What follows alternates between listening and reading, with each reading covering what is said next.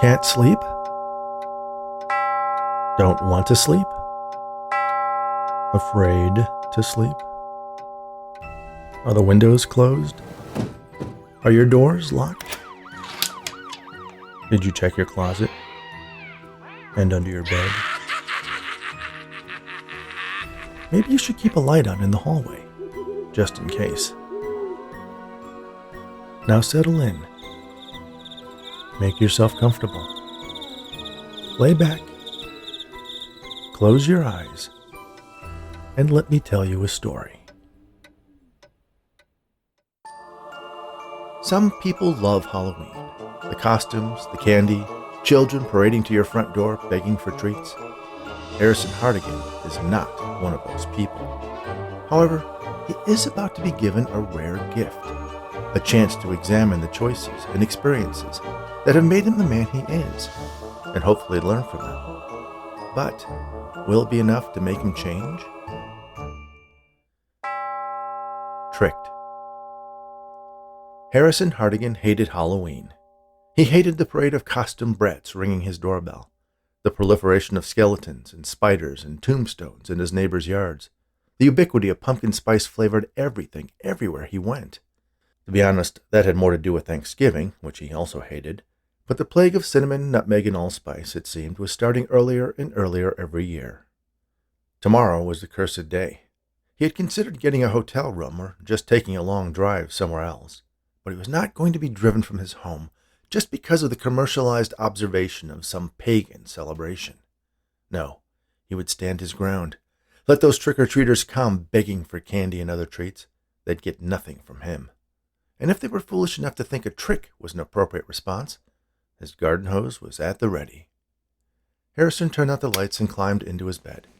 It was a particularly cold late October, but would that stop the sniveling little beggars from traipsing up and down his front steps, their tiny feet thumping across his porch?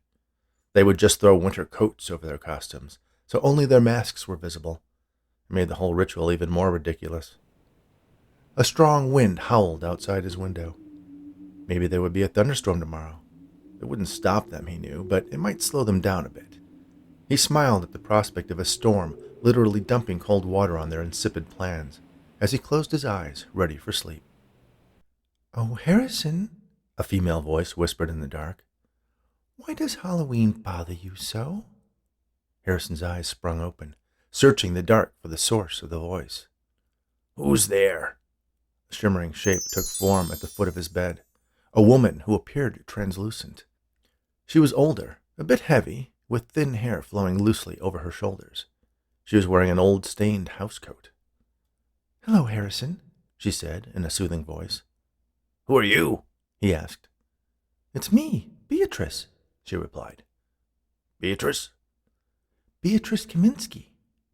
Harrison sat up, scrutinizing her diaphanous features. "Doesn't ring a bell," he said. "From school," she prompted. He leaned closer and squinted at her. "No, sorry. Can you be more specific?" Beatrice rolled her eyes in frustration. "You took me to the fall harvest dance at Bedford Falls High School."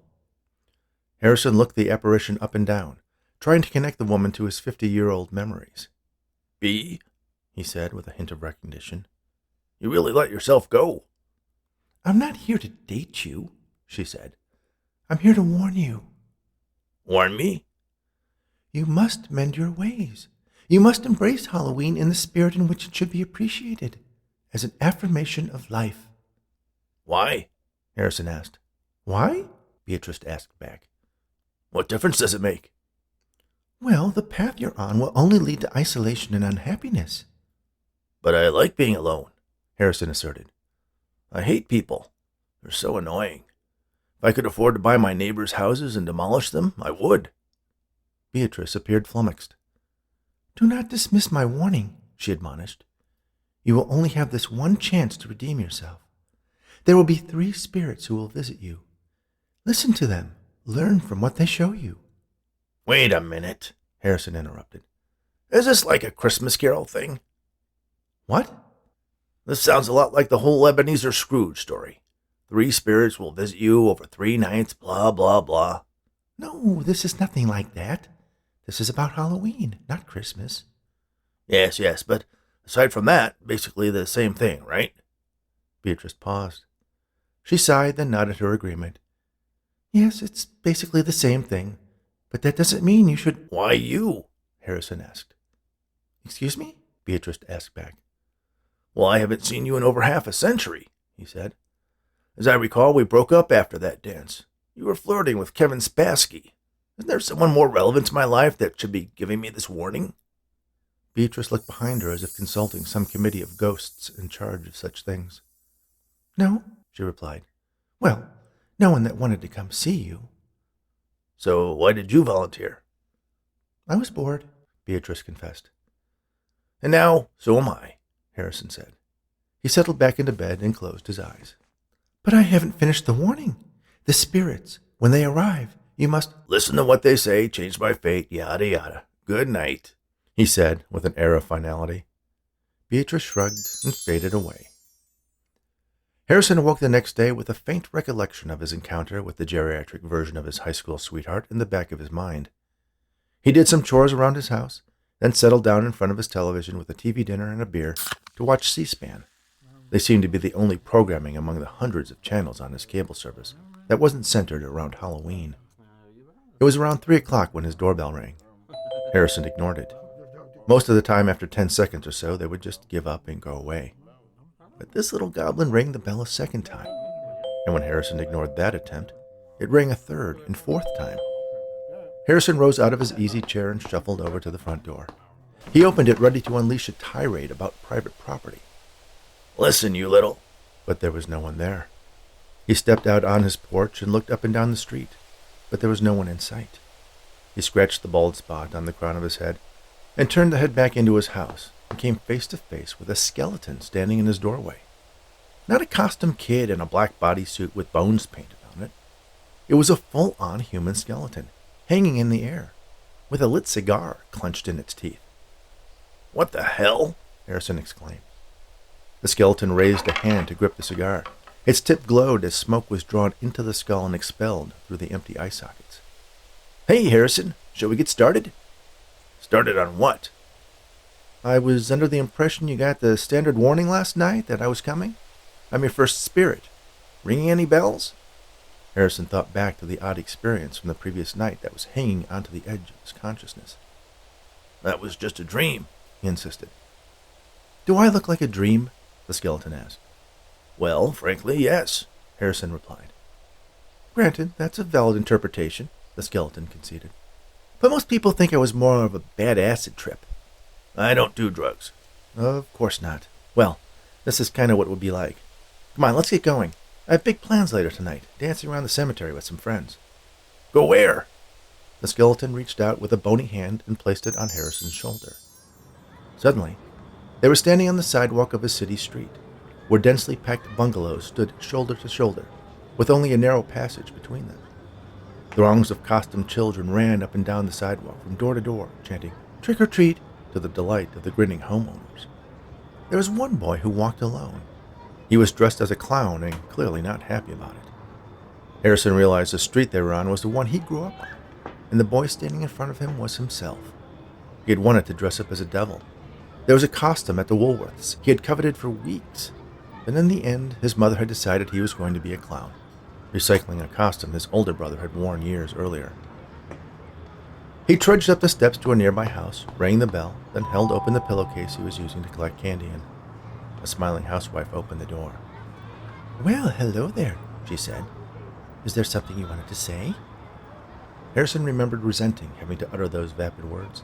He never understood that part of the ritual. Reluctantly, he said in a low voice, "Trick or treat." A little girl in a princess costume peeked out from behind the woman. The woman dropped a single Hershey's Kiss into the boy's sack. "What's your name?" she asked. "Harrison," the boy replied. "What kind of name is that?" the little girl asked.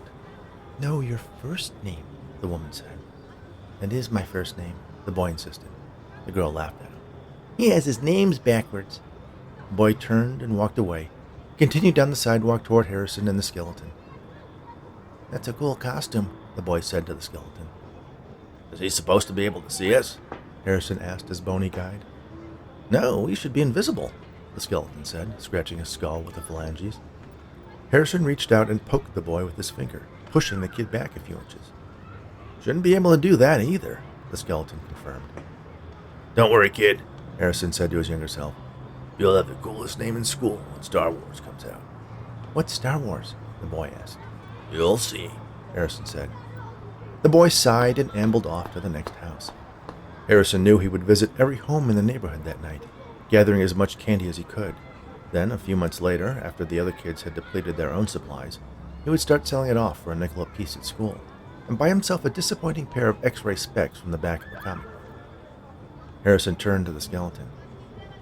So, what was I supposed to learn from that? He asked. The skeleton shrugged. I don't know, it's one of those you'll know it when you see it kind of situations. It doesn't raise any sad memories from your childhood? Any regrets? Lost opportunities? Nope, Harrison replied, unmoved by the experience. Well, I'm sure it'll come to you. He reached out again and placed his bony hand on Harrison's shoulder. Nothing happened. You're not very good at this, Harrison remarked. This has never happened before, the skeleton claimed. Yeah, well, while we're stuck in the 60s, do you mind if I buy some IBM stock? The skeleton tried the opposite hand on Harrison's other shoulder. Again, nothing happened. Maybe you need to say something, too, Harrison suggested.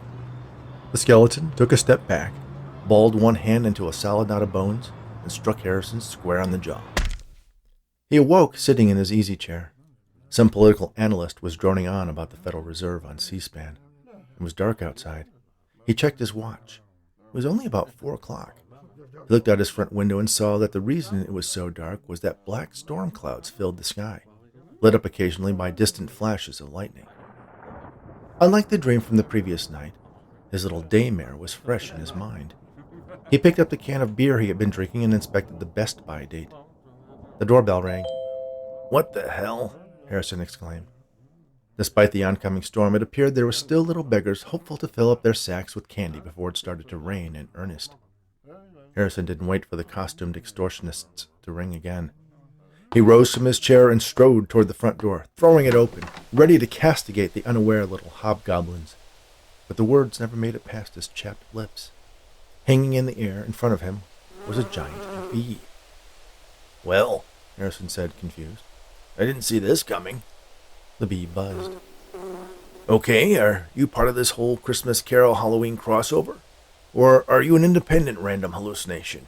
He asked. The bee buzzed again. You know, I don't speak bee, so you're going to have to give me something other than just this meaningless buzzing. The bee rose a bit, its wings fluttering madly as it bent its body so that its stinger was pointed directly at Harrison. Hey, watch out with that thing. I'm allergic. The bee stung him right in the middle of his chest. But instead of a sharp pain followed by a swelling of his entire body and inability to breathe, Harrison found himself at a Halloween costume party. He was dressed as Winnie the Pooh. Next to him was a young woman wearing a sexy bee costume. Why didn't you just show up that way in the first place? I like to do the sting. It's kind of my thing, Bee Girl replied. Whatever. Where are we? Harrison asked, bored and anxious to get through this Dickensian hell he seemed to be stuck in. You don't recognize these people? No, they're all wearing costumes, Harrison replied. Oh, right, Bee Girl replied. She scanned the guests to find someone Harrison might be able to identify. There was a woman wearing a Hogwarts cloak with a Ravenclaw scarf. Certainly you know who that is, Bee Girl said, pointing at the woman. Harrison followed her finger toward the Harry Potter fan. Laura, he said. She works at my office. Well, my old office. I'm retired now. I know, Bee Girl said. If you hadn't taken that early retirement package, you would be at this party right now. I don't think so. I don't do parties. Well, if you were the boss, you kind of would have to be. Boss? Yes. Laura took your job when you left, then was promoted to branch manager the following year. Huh, Harrison said. Because she participates in the company culture, attends branch outings, remembers people's birthdays. Yeah, that sounds like Laura. Nice to see she made manager. She always talked about that, whether you wanted her to or not. Bee Girl looked at Harrison. Aren't you filled with regret that your dislike for Halloween ultimately led to you not fulfilling your true potential? Harrison shrugged. Not really. I'm not a people person. I was able to parlay that payout they gave me into a fixed annuity. Got a pretty sweet deal. B-Girl sighed, frustrated. Seriously? No lesson learned here at all? Harrison shook his head. He spied a platter of stuffed dates on a nearby table. Ooh, I love those, he said, reaching for the hors d'oeuvres. His hand passed right through them. Great. Now it works the way it's supposed to. You know, you don't deserve this chance to change your life, B-Girl said. Never asked for it, Harrison replied. Are we done here? B-Girl transformed back into a giant flying bee and jammed her stinger into his chest. Harrison awoke in his easy chair. He rubbed at his chest where he could still feel the sting of his most recent visitor. Ah, jeez, whatever happened to the ghosts who were just sheets with 2 eye holes? He wondered aloud. The doorbell rang. Harrison rolled up out of his chair and shuffled toward the door. Coming, he said. Keep your pants on, or whatever it is you're wearing. He opened the door. Standing on the porch as it started to rain was a man in a Batman costume. Well, not really an official Batman suit. It was obviously some unlicensed ripoff. Harrison Hardigan, he said in an imitation of Christian Bale's version of a superhero. I am the spirit of Halloween yet to come. Right, got it, Harrison said. Let me save you some time. No matter what you show me, I'm not going to embrace Halloween. I just don't like it. I don't like the themes, the excuses for kids who extort their neighbors for candy, adults who use it as an opportunity to wear wildly inappropriate or sexualized costumes. I just don't get it. Never will. Don't want to. So, thanks for the effort, but I'm going to go back to my chair and watch C-SPAN. He closed the door on the dime store superhero and turned around to head back to his chair. The doorbell rang again. He opened the door. Listen, really, you can stop with the whole... But there was no one there to talk to. The ghost had disappeared. Harrison leaned out to peek up and down the street, but the spirit of Halloween yet to come had gone. Lightning lit up the horizon, and a clap of thunder rolled in a second later. I'm never drinking your old beer again, Harrison promised himself. Then there was a sound that was wholly unexpected. Boo! Said a small voice from below. The shout surprised Harrison. He looked down and saw a small child in a classic ghost costume, simply a sheet with 2 eye holes cut into it. The old man stumbled backwards, tripping over the area rug at his feet just inside the door, and fell heavily, banging his head on the corner of the small table where he kept his keys and unopened mail. The impact indented his skull deeply and turned his head in such a way as to twist his neck in just the right way to snap his spinal cord, killing him instantly. It took a moment for Harrison to realize what he was looking at. He looked so unnatural with his body facing one way and his head another. But there was his dead body, laying lifeless at his feet. That's what I came here to warn you about, the fake Batman said. Harrison looked over and saw the ghost standing next to him. If you had just let me finish. Yeah, well, I was always stubborn like that. Tell me about it, the ghost Batman said. The young kid in the ghost costume walked tentatively up to Harrison's body. Are you all right, mister? He asked. No, kid, can't you see my head is halfway twisted off? Harrison replied. The child evidently heard him, because he ran out of the house screaming and kept on running down the street until he was out of sight. I didn't think he would be able to hear me, Harrison said to Ghost Batman. He shouldn't have. Things have been wonky all night, though, the ghost explained. Well, what's next? You know, the afterlife. It's not too bad if you can find something to do. Any recommendations? Harrison asked. Well, there is an opening if you're interested. Our Ghost of Halloween Present quit tonight. Thank you for listening to Tricked, written especially for the Bedtime Stories for Insomniacs Fiction podcast by Rich Hosick. Please remember to subscribe on your favorite podcast app, rate us on Apple, Spotify, and Audible, and share these stories with anyone who enjoys audiobooks. Speaking of audiobooks, if you're a fan of the paranormal, the audio version of Near Death, a rainy day investigation, is currently available on this very podcast. You can find an entertaining review by Tom Baker on the 1 Hour Book Club podcast. If you're looking for other original story podcasts, check out asreadbyme.com. They have an eclectic mix of fiction, poetry, and essays that are sure to keep you entertained, all read by the authors. You can find out more about this podcast and the host of Bedtime Stories for Insomniacs at richhosick.com. Thanks again, and all the very best.